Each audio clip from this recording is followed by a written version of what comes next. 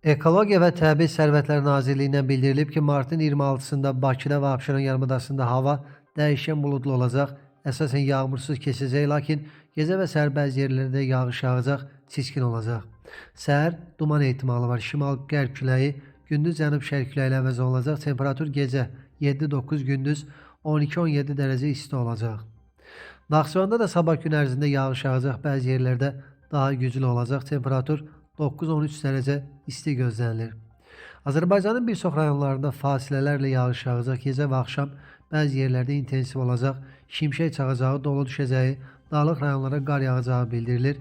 Gecə və səhər duman olacaq, mülayim qərb küləyi əsəcək, temperatur gecə 7-11, gündüz 15-20, dağlarda gecə 0-5, gündüz isə 7-12 dərəcə isti gözlənilir. Son dəqiqə məlumata görə martın 25 axşam və 27-sində Bakıda və Abşeron yarımadasının bəzi yerlərində hava yağıntılı olacaq. Qeyd olunub ki, ayrı-ayrı yerlərdə yağıntılar intensivləşəcək.